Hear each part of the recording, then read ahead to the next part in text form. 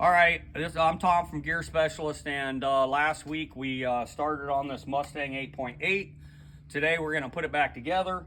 Some of the tools we're going to need is a dial indicator, a rolling inch-pound torque wrench, a big ratchet, a bearing puller.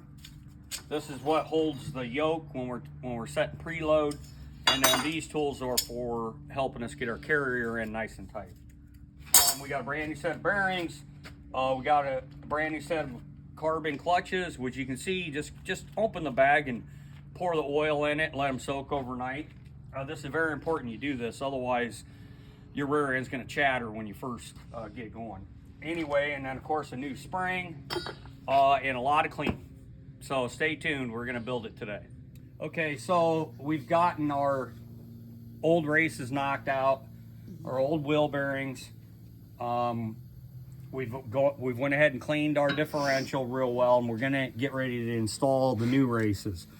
As you can see, this one here, I just haven't started putting it in yet, but basically, so just kind of get that to go a little bit like that. Once again, we're using brass. I guess I never really said that. We're using brass because if we hit the cage somewhere, we don't want to damage it, and this is not going to. So if we hit the outside around the bearing or something like that, this brass is not going to hurt anything. So we're going to start off kind of easy here to get it set.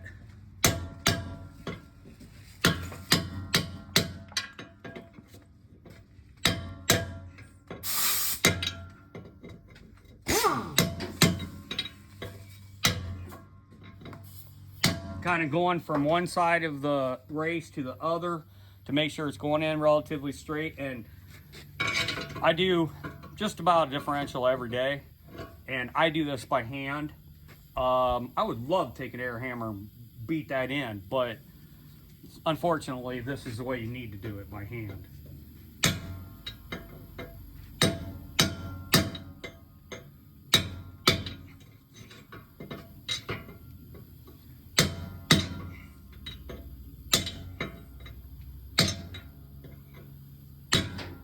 There, did you hear that? I bet Mike heard it. I did. What that meant was it got solid. The tone changed. So anyway, we are going to actually take our light and we're going to go to the other side and we're going to look in there and we're going to make sure that that race is all the way up against the piece it sits on.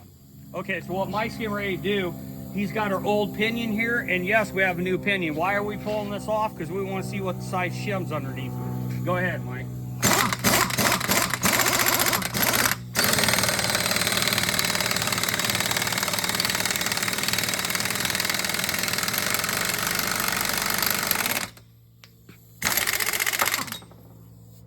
Okay, so Mike pulled the bearing off the pinion here.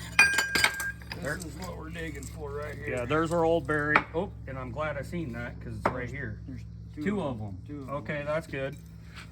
So anyway, what we're gonna do is mic these two shims, these two pinion shims. We're gonna clean them and then we're gonna mic them, see how thick they are. And most likely I'm actually gonna check with, we have a little booklet that tells us what the starting shim should be on an 8.8. We're gonna verify that, you know, that is close anyway, but you got a whole shim pack come with it just for that. Yep. So we're gonna mic these out and get ready to install the new bearing on our new pinion. Okay, so what Mike's doing here is he's pulling our side bearings off our carrier because we're reusing the carrier. And go ahead and show everybody how it works, Mike. All right, so this puller's pretty easy, pretty simple. You got your collars, and you slide up underneath your bearing cage, and then your depth. Oh, I'll show them that. So you got this piece in here.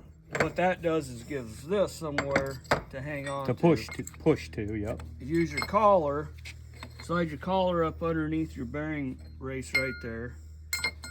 And you put both pieces in and see there's an adjustment there. You got to get that adjustment all the way up.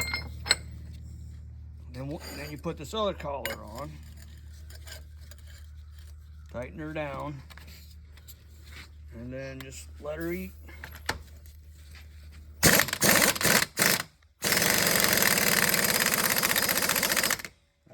came off a little pretty easy there. We might need to look at that. Okay. Oop. Okay, so there's our old bearing. Uh-oh. This bearing spun on there. Oh, you can see it right here, look.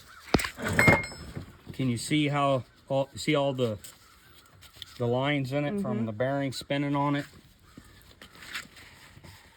That's not good because this bearing's gonna need at least about 10 ton of pressure to push it on, and I'm betting you with a you don't even need a hammer.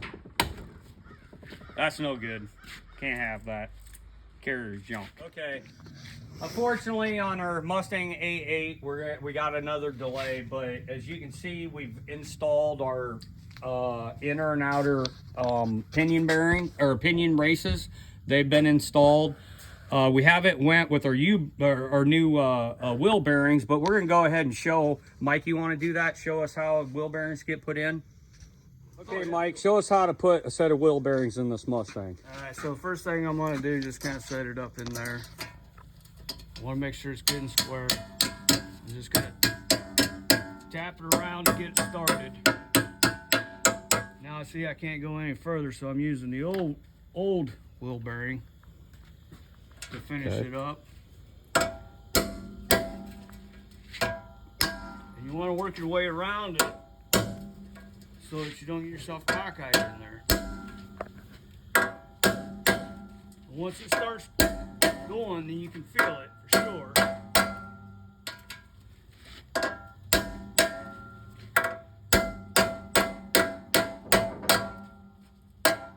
Yeah, I heard it, yeah. Okay, now she's solid in there. So if you've never done these before, you don't really need a seal driver. They come in handy. I'd prefer not to use them just because it kind of wastes a lot of time. But anyway, so you just want to kind of get it started in there nice. Gentle taps. Work it back and forth. Then once it starts setting, just work your way around it. And there you go. Okay, so our 8.5 inch carrier, or 8.8, I'm sorry. This, we knocked that bearing off, and you can see it just slides right back on. So the carrier's no good. Common question, can you shot peen that? I don't know, because I've never done it, because I'm not gonna do it on a differential, because if I shot peen it and it doesn't hold, well, I just did a lot of work and spent a lot of money for nothing. So am I gonna shot peen it? No. What I'm gonna do, I went to the pile of used parts and got me another 8.8. I've already disassembled this one. I'm gonna show you how to assemble and disassemble an 8.8 with clutches. Okay, so let's disassemble this. Bring it up here so everybody can see. Can you see kind of down in there? Kind of up above it? Kind of up above it? Okay, look what I'm gonna do with a hammer. You see what I did? I just stuck a hammer right in there and knocked that spring down. Now I'm gonna take my brass punch and knock that spring all the way out of there, maybe. Hold on. Just like that.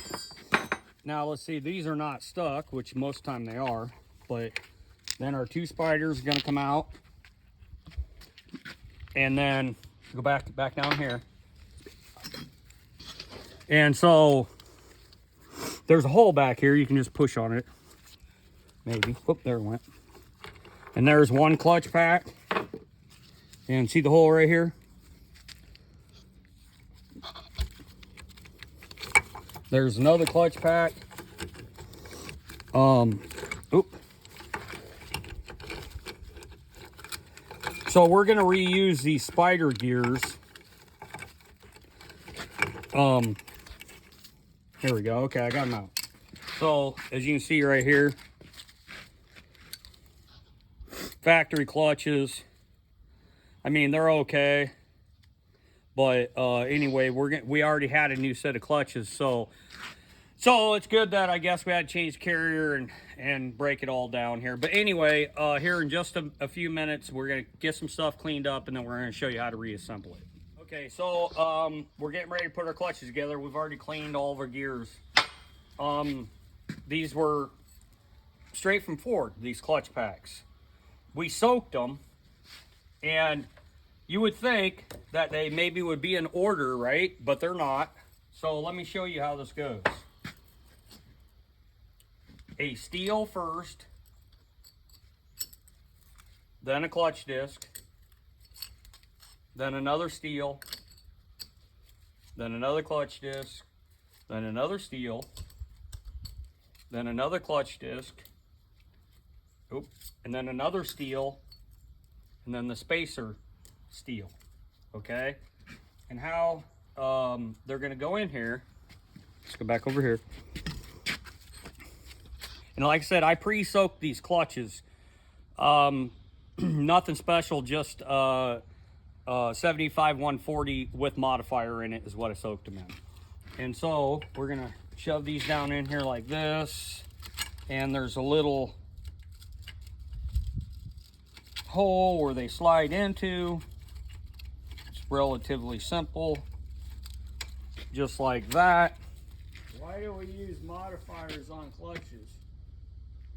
Why do you use modifiers on clutches? Because if you don't, they stick. Then That's what why. happens? Then it locks up. That's right. Which we have seen a lot of them. If you got a Ford F-150, a Mustang, you start turning a corner and it starts doing like this, it says clutch discs in there, don't have modifier on them, or not enough. So anyway, pause that for a minute, and then we're gonna put the other one together, and then I'm gonna show you how to reassemble everything. Okay, so I put, if you look right here, come up here. Well, the half circle right here, you can maybe see, I don't know which side, you tip your phone so you can see it this way. Over here. There you go. Can you see it? Let me just look at, yeah, there you go. And see, I'm pushing my finger from the back side. You can see my glove. And then, so these just slide in there like that. And then, so there's your two side spider gears. And Mike, you got a clean spider for me? Okay, so what we're gonna do, I'm holding these, by the way, or they'll fall out. So I'm gonna put one of the spiders right here, and I'm very simply gonna look right underneath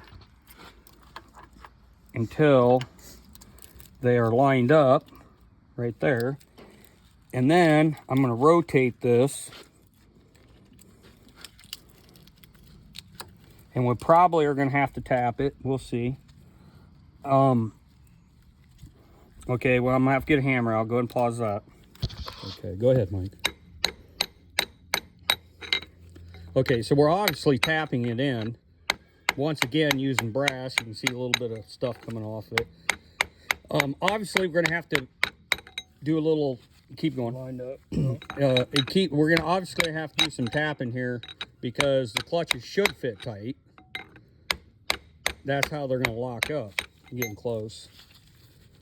A little bit more, Mike. Okay. Yep, that's good enough right there. And so, okay, so now we have our spiders in. Give me a minute, and we're gonna show how to put the spring in. So we got our two spiders in. We got our side spider gears and our two little spider gears in. We're gonna use our pen just to make sure we're lined up, and we are. Persuasion. Okay. So we know that we're centered in it. Everything's good to go. So hang on, we're gonna put spring in next. All right, so what we're doing is getting ready to put our spring in. I'm gonna show you how to do this. Mike's gonna hang on to it, and me, and I'm gonna take my hammer, just like that. Go and let go. And now I'm gonna tap the rest way in. I need to do a video on just installing that spring because I've seen people with vice grips and trying to squeeze the spring and all that, and you see if you do it right, it goes right in, no problem. We can go ahead and install our pin now. It's a little stiff on that side. Oop. Okay, just to hold everything together. Of course, we'll have to put our C-clips on so the pin won't stay in there, but we're gonna just put it in now, that way it keeps everything together. We're gonna go ahead and press our side carrier bearings and continue on. Okay, so we'll get ready to install bearings. So here we go. Here's our side carrier bearing. And this is one of the races, but this, no, it's not from this one. But if you don't have a lot of stuff to press with, use old races. Knock the cage off and use old race. But I'm going to show you how to do this. You can just get yourself some building blocks and set your press up so that it you know, you get a setup like this. I got a, you know, nice solid piece on the bottom. We have not pressed that bearing on yet. I got my bearing getting ready to go on, and this is what's most important. You see how I can still spin this and there's no pressure on it? Well, here we go. As we're pressing this, or before we press it, we want to make sure that that thing's rolling good and that we're not touching the cage anywhere. Okay, so we're going to go all the way down here. And no, I don't have some $10,000 monster press. I have just a good old press. So, okay, there we go. So now what we're going to do, maybe, is we're going to loosen this up. And we're going to get ready to flip this around. But what I'm going to do, see, you cannot press on that cage at all. And now this one, yeah, maybe that sticks down far enough, maybe it don't. So we're going to put that same one we were just using to press, and we're going to put it on the bottom. We're going to flip it over like this, square it up, make sure that bearing spins like that so that we're not putting any pressure on it. Get our next bearing, get another old race is what it is. Oop. And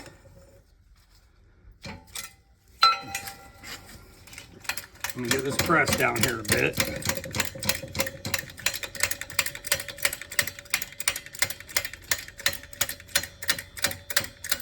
Got to do a little bit of adjustment. There we go.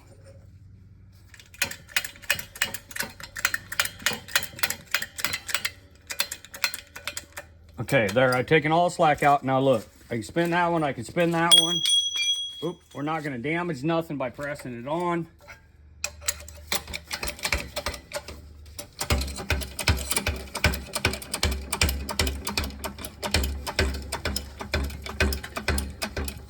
And if you can kind of see it in there, you see the gap? That's where you want to be looking. Make sure that gap disappears. Give it a little extra pressure, make sure everything's pressed on all the way. On a side note, you want to make sure that you're squared up. You're lined up, because if you're off just a little bit, it can do a couple different things. It will screw your bearing up for one. For the other, you might have a pretty good chance of something come flying out at you. Yeah. And you can... This is a 20-ton shop press, and you start putting pressure on these things, they ain't no joke. That's right. I got a scar on my arm from a Ford 9-inch axle. So just be careful with it. Okay. So here's our pinion and what I got on my... I guess I should show the setup I got here. So there's our new pinion bearing. We've got a 25,000 shim underneath of it. And we're just going to... Look, this old beat up race. We're going to put that on first. A little bigger race. And of course, we're going to have to push it down that far. So we'll use a piece of pipe. Maybe a spacer there. Slide it under there so it's square. Get it started. Check our bearing. Make sure there's no load on that bearing at all. And then, once again, we're just going to press this bearing all the way down. That shim, I'm squaring it just a little bit. It's a little bit big, but it's the ones that came in the kit.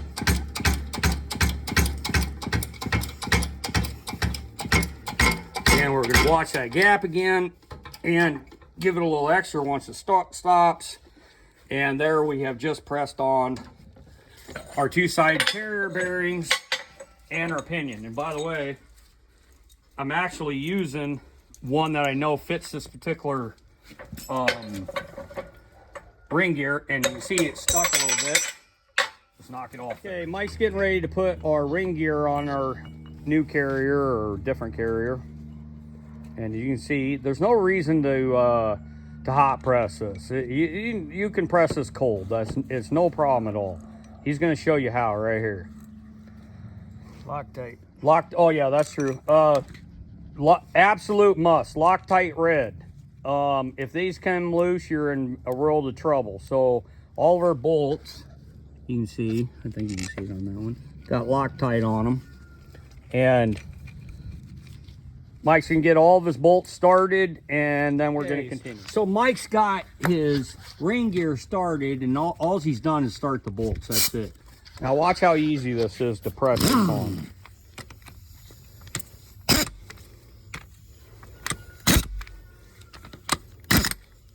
And I'm sure you can see, but what he's doing is using an X pattern and sucking it up slowly and evenly. Very important. Okay, so he's gonna finish this, and then we're gonna torque it, and then we're gonna go to the next step. So I don't know if I even mentioned it that we had to change ring and pinion. I'm pretty sure we did, but anyhow, so you see I polished that up a little bit. I just took my little buzz gun, whatever you want to call that thing, and cleaned it up a little bit. This is the reason why I did it. Okay, there's our crush. Crush is gonna go on first. This is a crush sleeve, by the way, and then our outer pinion bearing. And the reason I polished it is so it'll slide on nice and easy, just like that. Okay? And because it moves that easy, we know it's not going to get hung up. And all I really did was took whatever factory coating they had on it, took it off. That's it. All right, it's a little hard to see, but we're going to install our pinion. We've got our outer pinion bearing, crush sleeve, inner pinion bearing's been pressed on. That is an oil deflector. What that does is, you can see it fits the bearing pretty well. It keeps the oil from flushing out the front. Instead, take a little pressure off the seal. So anyway, let's slide that in there.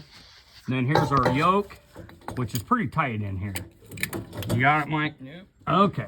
So we're just gonna tap our yoke on a little bit.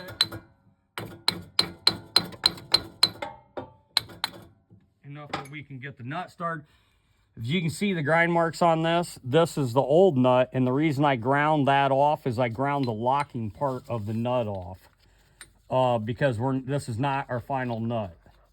In fact, you also seen I didn't put a seal in it, and there's a very specific reason I didn't put a seal in it, because we'll be taking this back apart. All right, so now that we got our nut started, we're gonna run this in a bit.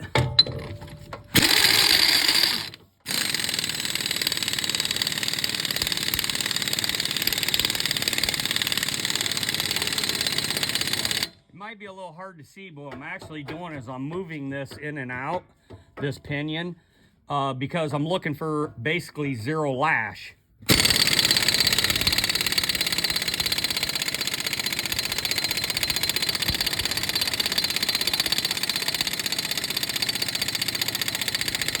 gonna have to get a little more gun, so go ahead and pause that for now.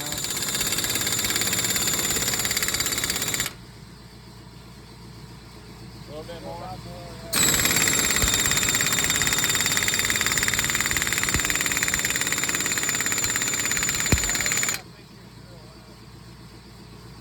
Okay, let me put your drill lash right now, I believe. Okay, so basically I've taken all the slop out of the differential, and you can see, I mean, we're pounding on this thing. And I'm gonna give it a little more because I want a little drag, but I'm not setting preload at this time. There we go. See how we have a little drag now? Okay, so what we did here is we got to a zero lash first. And it's hard for you guys to be seeing it, but what I'm doing is I'm hammering this, and I can feel Mike pushing the pinion towards me, and I can even see it moving back and forth while he's doing that.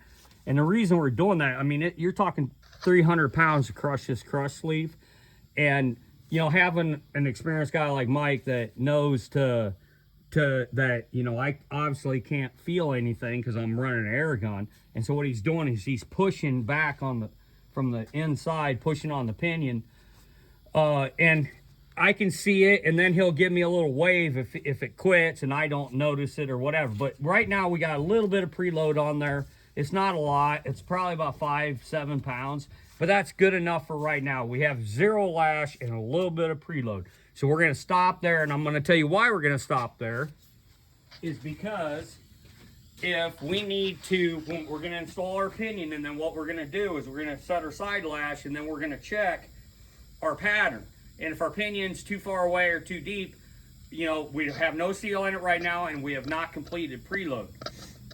So next step is we're going to put our carrier in and start setting it up. Just make sure you have your side shims, because there's a bevel on one side and it's flat on the other. You got to make sure you get those oriented. Yeah, this one is actually backwards too. It was. This one, I think it was on this side. Right. Yeah, you see the bevel in it right there? That bevel is supposed to go to the outside. Very important. Very important. Anyway, we're going to start with the stock shims, just to give us a starting point. This one came off the left, this one came off the right, so let's see what happens here.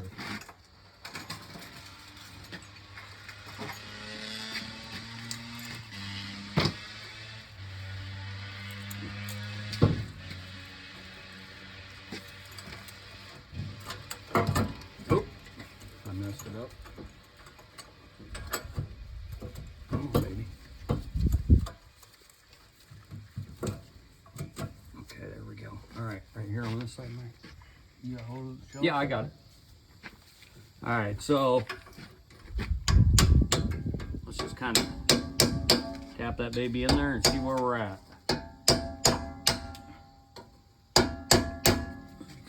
No, you don't need to. Oh, it's it's already in. Yeah, hold on. Show the camera what you're using, by the way. Oh yeah, so these are hammers, and they come in 6 different sizes, and they're basically a side shim hammer. And these things, I'll tell you what, are a miracle. Yeah, because if you hit that right there with a regular hammer, it's gonna break. Right. But see what he's doing, spreading the distribution of the smack on it, I guess. Yep. You'd say. Okay, that's close enough for the time being. Oh, that sounds like We a have lot. way too much side lash, I would say. Go ahead and tighten that up a little more. Let's put our shims in. This is actually the left-hand side right there, Mike. Alrighty, got it. And by the way, I did check these bolts. They weren't the originals, but they were hardened, so they'll be fine. And we're not Loctiting these. We're not doing nothing. We're not torquing them. The only thing we're going to do is just run them in for the moment.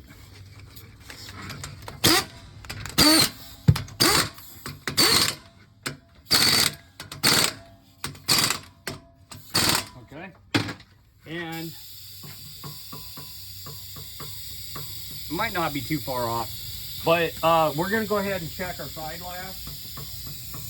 Oh, that's probably about right. You think so? What we're looking for is like the spec on it is 6 to 10, I think it is. And but we want to be on the low side of that, and I'll tell you why is because you know when you put your car in gear and you have that clunk, that's because you have too much lash. So we're gonna reduce that down to 6 or 8, right in that area. And then the other thing on this is a drag car too. So he's not gonna want a big. Yeah, he's definitely. Yeah, he's definitely gonna want it tight. He wants it tight, so that way when he jumps off the line, he ain't breaking anything up. Right, because everybody knows if you take like a chain that's tight and put a bunch of pressure on it, it takes a lot more pressure than if you have a slack in the chain and then you bring it tight, it'll break the chain. Same thing. And we are at, can you see it? I haven't zeroed it or nothing, but I could probably try to zero it. Okay, right there, about 8 to 9 thousandths. We'll probably, yeah, it's about 8, I guess. We may even put a little bit of shim in it, but that's good enough for right now. Awesome. So now, look at this. This stuff's super thick. If you get one of these little paint containers and super thick like that, I dipped it in a little bit of gear oil, and that'll help thin it down. You see that? How easy that is? And so what we want to do is we want to coat this face right here and the back face. The back of the gear right there is your drive gear, or your drive side, I'm sorry. And the front is your coast side. So pretty easily, when your car is coasting, you know, you're gonna be seeing that pattern. When it's under pressure, it's gonna be that pattern. Okay, Mike, go ahead. And what Mike's gonna do is gonna roll it around a few times. I'm gonna tell him when he gets to the to when the paint is hitting our hitting our pinion.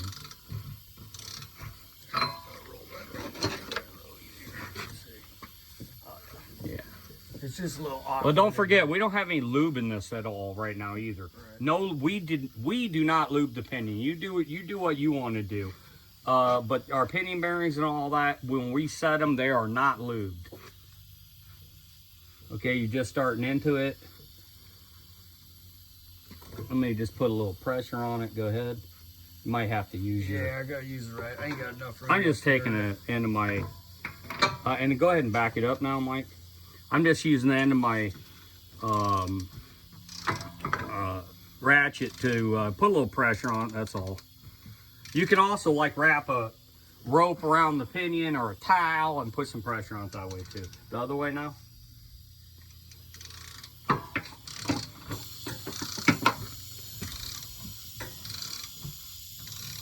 Alright, let's see if we can got a good pattern yet. Coming up on it? Yeah, it's coming out. Oh my God, look at that. Well, I'm on the coast side. Keep going. But the coast side looks perfect. And what I'm looking for is the pattern on the gear.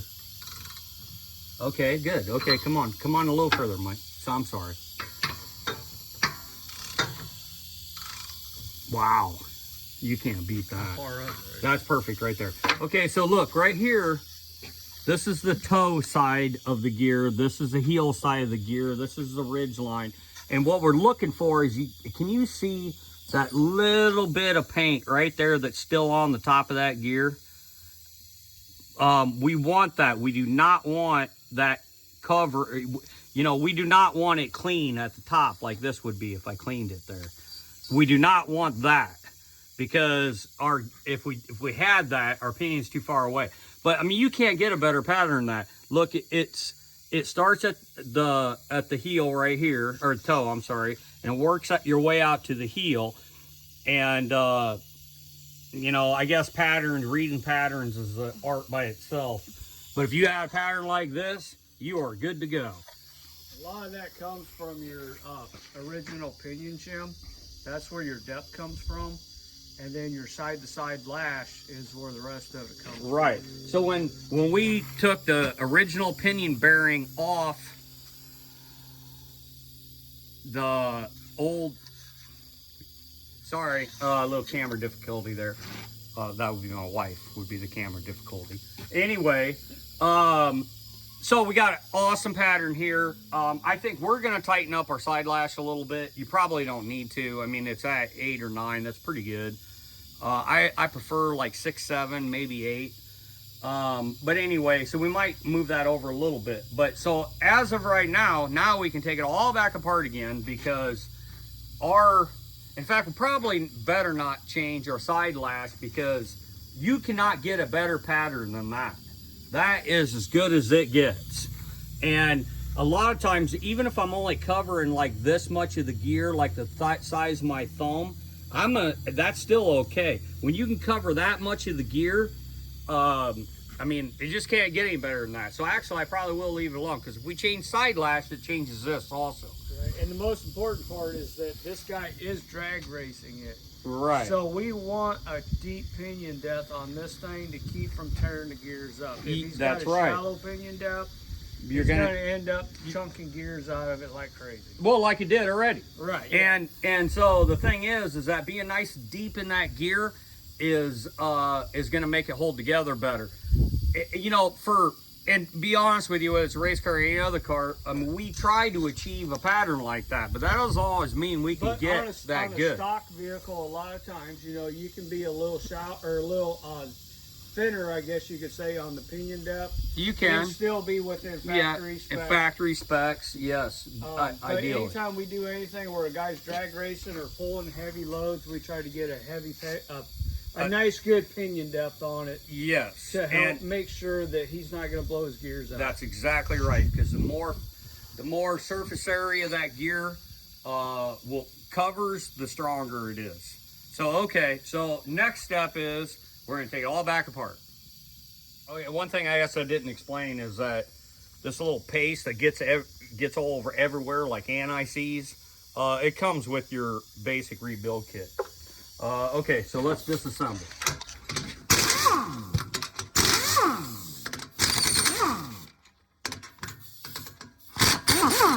I'm sure we're going to have to pry it out. Yeah, I'll show you.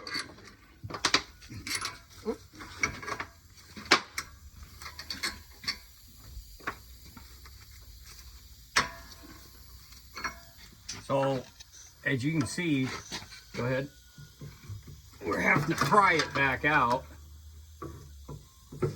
which is what you want. One more time. Okay. And the reason that you have to pry it back out is because we have what's called preload on that side bearing, and if you don't have to pry it back out, then it ain't tight enough.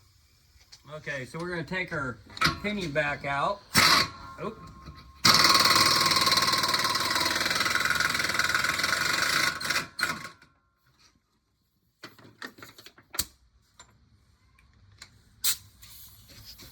So just I'm knocking it out with an air hammer like I did originally.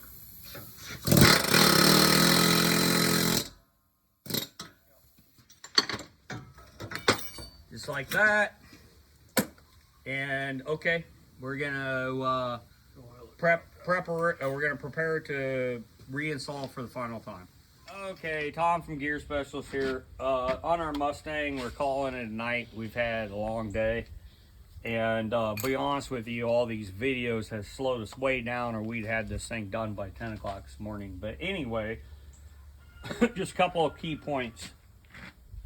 So what we're going to do now is we're going to go ahead and put our outer pinion bearing in. We're going to put our, which is right here, we're going to put our oil deflector in, and we're going to pound our seal in, which is, which I put a little lube on it already. And then what we're going to do is we're going to reinstall our pinion in. And so this is the crush sleeve right here.